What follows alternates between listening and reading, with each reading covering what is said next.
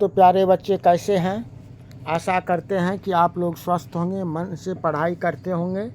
समय बहुत कम है, ठंड का मौसम है, इसीलिए आप लोग ध्यानपूर्वक अपने मन क्रम वचन से पढ़ाई पर ध्यान दीजिए ताकि आपका सपना साकार हो। इसी क्रम में आज Krishna tuition centre Birpur YouTube channel पर आपके लिए लेकर के आए हैं गोधूली भाग 2 चैप्टर 9 आविन्यो का महत्वपूर्ण ऑब्जेक्टिव और सब्जेक्टिव क्वेश्चन, वस्तुनिष्ठ और लघुत्तरीय प्रश्न जो इम्पोर्टेंट क्वेश्चन है। बिहार बोर्ड परीक्षा 2026 में पूछे जाने वाला क्वेश्चन है, इम्पोर्टेंट ऑब्जेक्टिव क्वेश्चन है। आज हम लोग उसको देखेंगे, उसी को आज हम लोग पढ़ेंगे, समझेंगे। तो सर्वप्रथम पहला क्वेश्चन हमारा क्या है, इसको हम देखेंगे कि पहला क्वेश्चन क्या है। फिर उसके बाद एक एक करके आज हम लोग सभी क्वेश्चन को जानेंगे, सभी क्वेश्चन को पढ़ेंगे और उससे आज अपना जो तैयारी है, आज उस तैयारी को हम लोग पूर्ण करेंगे। हमारा पहला क्वेश्चन क्या है? पहला क्वेश्चन है जो आविन्यो पहला क्वेश्चन है, आविन्यो में 29 दिनों के प्रवास के क्रम में लेखक ने कितने गद्य की रचना की? लेखक ने कितने गद्य की रचना की? तो इसका सही जवाब होगा हमारा 29। हमारा क्या होगा? 27 गद्य की रचना की। ए नंबर का हमारा सही जवाब होगा। ए नंबर का हमारा सही जवाब होगा। अगला प्रश्न है, द मादा मो जलेद आविन्यो लामादा मो जलेद आविन्यो किनकी रचना है? ये पिकासो का है। ये किनका है? बी नंबर का हमारा सही जवाब होगा पिकासो, ये सही जवाब आएगा। अगला प्रश्न हमारा क्या है बाबू? अगला प्रश्न देखिए, ला शत्रुज का धार्मिक उपयोग कब से और कब तक होता रहा? तो ये इसका होगा 14वीं डी नंबर का सही जवाब होगा। 14वीं सदी से फ्रेंच क्रांति तक, ये डी नंबर का हमारा सही जवाब होगा, है ना। डी नंबर का हमारा सही जवाब आएगा।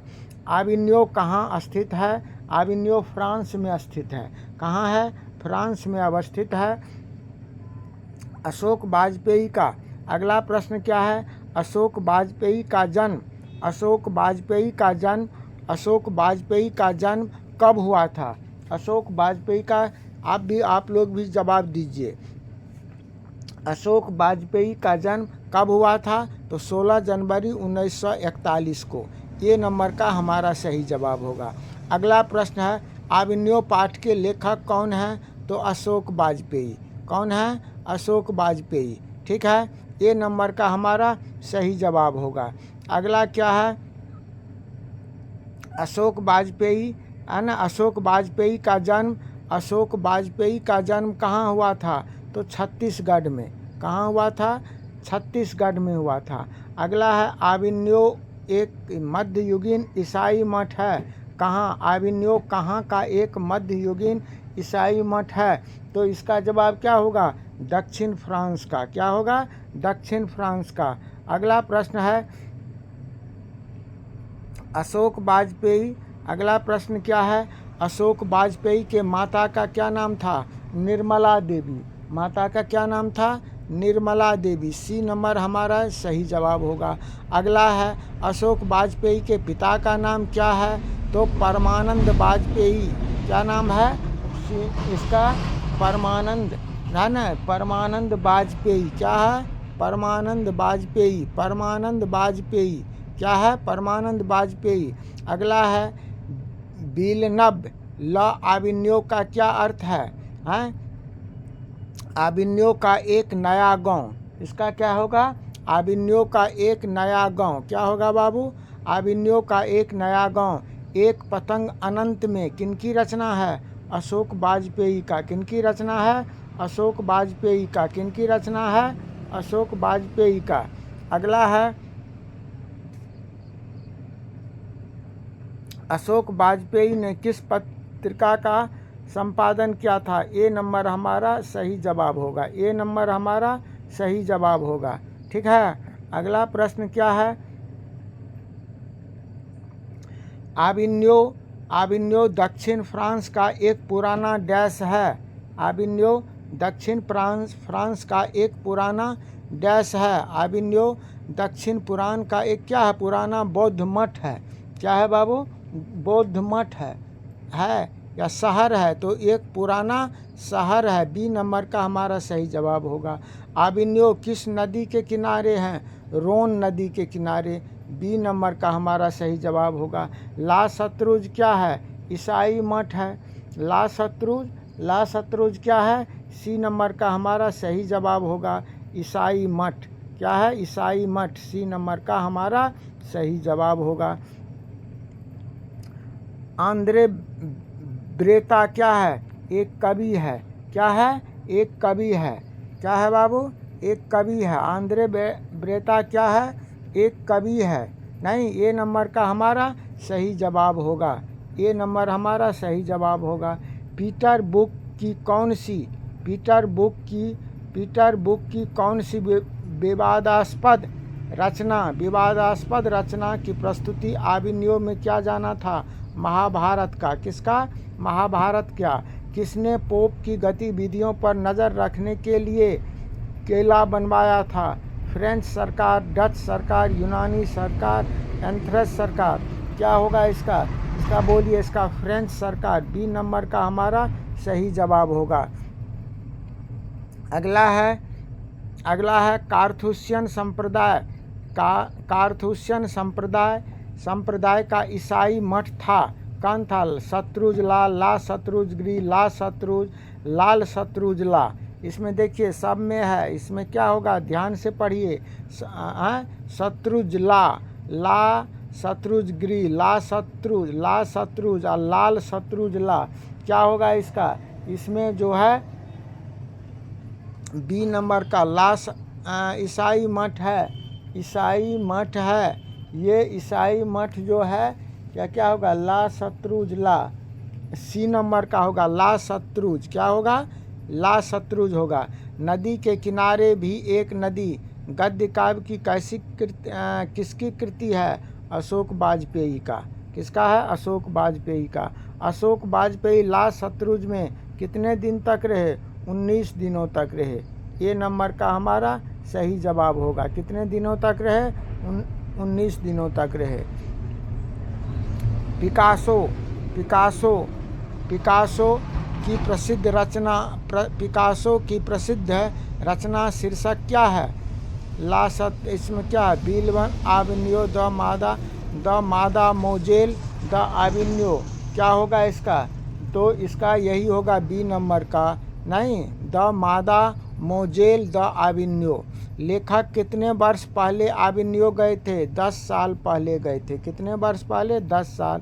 पिकासो क्या है? एक कवि है, चित्रकार है, नाटककार है, उपन्यासकार है। तो पिकासो क्या है? चित्रकार है। पिकासो क्या है? चित्रकार है ना? चित्रकार में जो है। तो इस तरह से हम लोग ये ऑब्जेक्टिव क्वेश्चन को 25 ऑब्जेक्टिव इम्पॉर्टेंट क्वेश्चन को देखे हैं। अब हम लोग जो है ये सब्जेक्टिव क्वेश्चन को देखेंगे। किसको देखेंगे? तो पहला क्या है हमारा? पहला है क्वेश्चन ये लघुत्तरीय क्वेश्चन जो है आविन्यो क्या है और वह कहाँ अवस्थित है? हर वर्ष आविन्यो में कब और कैसा समारोह हुआ करता है? एक ही क्वेश्चन है। या इस क्वेश्चन को ऐसे भी पूछता है आविन्यो में प्रत्येक वर्ष प्रत्येक वर्ष कब और कैसा समारोह हुआ करता है? तो आंसर क्या होगा? आविन्यो मध्ययुगीन ईसाई मठ है। यह दक्षिण फ्रांस में अवस्थित है। आविन्यो फ्रांस का एक प्रमुख कला केंद्र रहा। यहाँ गर्मी में फ्रांस और यूरोप का एक अत्यंत प्रसिद्ध और लोकप्रिय रंग समारोह प्रतिवर्ष होता है। ठीक है, अगला प्रश्न है नदी के तट पर लेखक को किसकी याद आती है और क्यों? या इसी प्रश्न को ऐसे भी पूछा जाता है आविन्यो पाठ के लेखक को नदी तट पर किसकी याद आती है और क्यों? तो लिखेंगे नदी तट पर लेखक को विनोद कुमार शुक्ल की एक कविता याद आती है, क्योंकि लेखक नदी तट पर बैठकर अनुभव करते हैं कि वे स्वयं नदी हो गए हैं। इसी बात की पुष्टि करते हुए शुक्ल जी ने नदी चेहरा लोगों से मिलने की बात करते हैं। तीसरा क्वेश्चन है, नदी के तट पर बैठे हुए लेखक को क्या अनुभव होता है? तो इसका आंसर क्या होगा बाबू? इसका आंसर होगा नदी के तट पर बैठे हुए लेखक को लगता है कि जल अस्थिर है और तट ही बह रहा है। उन्हें अनुभव हो रहा है कि वे नदी के साथ बह रहे हैं। नदी के पास रहने से लगता है कि स्वयं नदी हो गए हैं और स्वयं मैं नदी की झलक देखते हैं। नदी की झलक देखते हैं। कभी स्वयं नदी की झलक देखते हैं। अगला प्रश्न है, यहाँ पर थोड़ा सा जो है ये लाइन, नदी के पास रहने से लगता है कि स्वयं नदी हो गए हैं। स्वयं मैं नदी की झलक देखता रहता हूँ। ये होगा बाबू, यहाँ पर ठीक कर लेना नहीं। तो अगला प्रश्न है, किसके पास तटस्थ रह पाना संभव नहीं हो पाता है और क्यों? तो नदी के किनारे और कविता के पास तटस्थ रह पाना संभव नहीं हो पाता है, क्योंकि दोनों की अनुभूति से बची नहीं जा सकती है। नदी और कविता में हम बरबस ही शामिल हो जाते हैं और निरंतरता नदी और कविता दोनों में हमारी नश्वरता का अनंत से अभिषेक कराती है।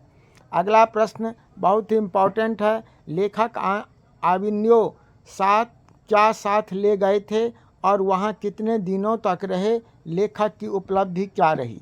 तो लेखक आविन्यो में 19 दिनों तक रहे। वे वहाँ अपने साथ हिंदी का टाइपराइटर, 3-4 पुस्तकें और कुछ संगीत के टेप्स ही ले गए थे। वे उस निपट एकांत में अपने में और लेखन में डूबे रहे। लेखक की उपलब्धि यही रही कि उन्होंने 19 दिनों में 35 कविताएं और 27 गद्य की रचनाएं की। अगला है, मनुष्य जीवन से पत्थर की क्या समानता और विषमता है? मानवीय उत्तर इसका क्या होगा? मानवीय जीवन में सुख और दुख के समय व्यतीत होते हैं। मनुष्य के जीवन में सुख और दुख दोनों आता है, दोनों से जो है जीवन बीतता है। जीवन परिवर्तनशील पथ पर अग्रसर होता है। मानव उतार चढ़ाव देखता है।